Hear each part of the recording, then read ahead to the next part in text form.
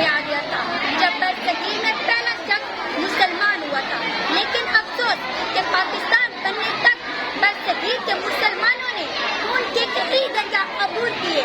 بے شمار اور انگنت لوگ جو تاریخ پاکستان میں ایندھن بنے، جن کے خون سے شمع پاکستان روشن ہوئی۔ اس تاریخ میں کس کا کتنا کام تھا، کس کو کتنا ملا، یہ ایک لمبی اور تکلیف دہ داستان ہے جس کی کوئی انتہا نہیں۔ حضرات محترم، حقیقت میں میرے نبی صلی اللہ علیہ وآلہ وسلم اس بات کا فیضان ہے کہ آپ صلی اللہ علیہ وآلہ وسلم نے فرمایا، مجھے ہند سے ٹھنڈی ہوا آتی ہے، اور یہ بات روز روشن کی طرح آیا ہے کہ برصغیر کے پاک ہند میں بڑے بڑے اولیاء کرام مجاہدین اسلام کے قلعے کی بنیادیں مضبوط کرتے رہے، جو تاریخ پاکستان میں کام کرنے والے عظیم رہنماؤں کے ذریعے پایہ تکمیل ہوئی ہے۔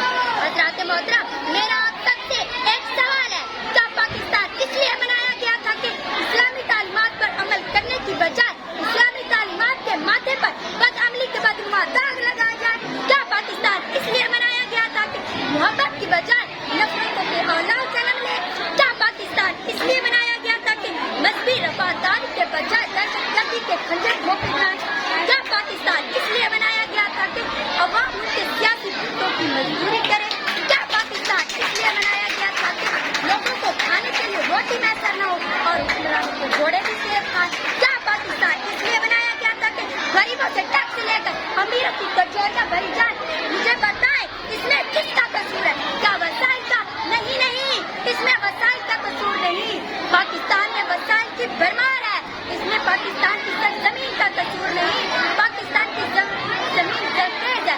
اس میں قصور پاکستان کی عوام کا نہیں، پاکستان کی عوام بڑی ہی مخلص ہے، بلکہ اس میں قصور تو حکمران کرتا ہے۔ حضرات محترم، میں پاکستان کے حال کے حوالے سے وضاحت اور بیٹھ کرتی ہوں کہ پاکستان کی آزادی میں نہ ٹینک لینا ہندوستان یہ بھی کہتے ہیں کہ پاکستان جلد ہی اقتصادی طور پر ڈوبا جائے گا، تاکہ فضل اور عوام کی محنت سے پاکستان اقتصادی میدان میں جنوبی ایشیا کے ممالک سے زیادہ بہتر ہے۔ جاگتی نظروں سے پڑھنا کبھی تاریخ کو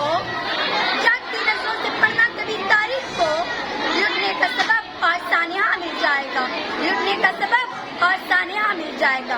آخر پر میں ایک چھوٹے سے میسج کے ساتھ دعا کرتی ہوں کہ خدا پاکستان اور پاکستان کی چاہنے والی عوام کو زندہ و سلامت رکھے۔ خواہش سے نہیں گرتے ہیں پھول جھولی میں، خواہش سے نہیں گرتے پھول جھولی میں، وقت کی شاخوں کو ہلانا پڑتا ہے، وقت کی شاخوں کو ہلانا پڑتا ہے۔ شکریہ، وسلام۔